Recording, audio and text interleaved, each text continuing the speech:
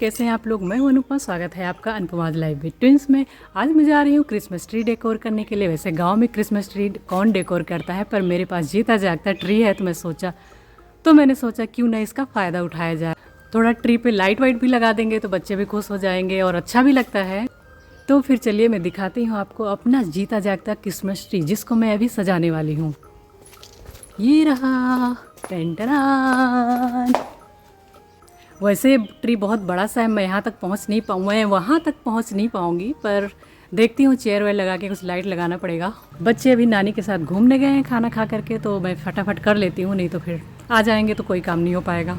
तो चलिए अपना क्रिसमस ट्री सजाते हैं। तो मैं सबसे पहले यहाँ पे लाइट लगा रही थी। लाइट लगाने के लिए कुछ नहीं करना था, बस लाइट को टहनियों में लपेट देना था। जहाँ पे नहीं पहुँच पा रही थी वहाँ पे चेयर लगा के मैं कर रही थी, ताकि मैं थोड़ा ऊपर तक कर सकूँ।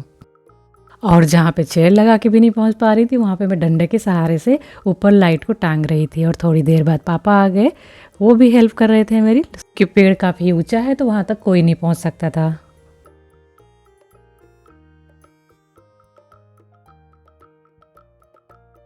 जब तक पूरी लाइट लगी तब तक बच्चे भी वापस आ गए थे, तो उसके बाद मैंने बच्चों को भी शामिल कर लिया अपने प्रोग्राम में, नहीं तो वो परेशान करते। तो मैं थोड़े थोड़े काम में उनसे करा रही थी।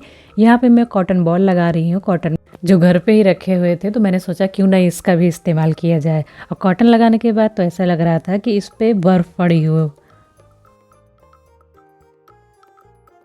ये देखिए, पास से देखिए या दूर से देखिए तो ऐसा लग ही रहा था कि जैसे छोटी छोटी बर्फ़ के टुकड़े पड़े हुए हों।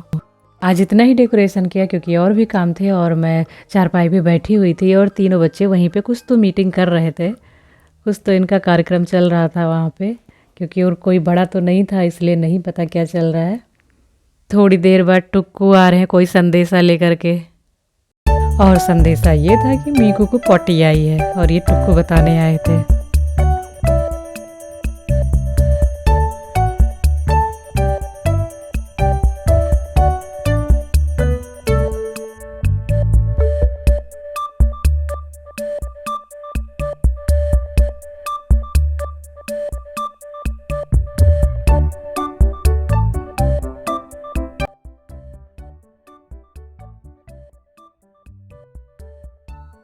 और दूसरे दिन छोटे छोटे बलून लगा दिए उस पर, और पेपर की स्ट्रिप लगा दिए, तो क्रिसमस वाली फीलिंग आने लगी थी और दिखने में थोड़े थोड़े क्रिसमस जैसे लगने लगा था पेड़।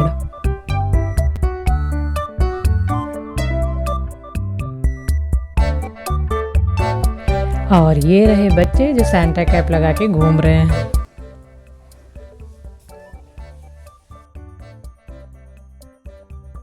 और शाम को मैंने केक, मिठाई और समोसे रख दिए बच्चों के लिए, ताकि थोड़ी क्रिसमस वाली फीलिंग आए और बच्चे खाएं और एंजॉय करें। चलिए मिलते हैं नेक्स्ट वीडियो में, तब तक के लिए बाय बाय।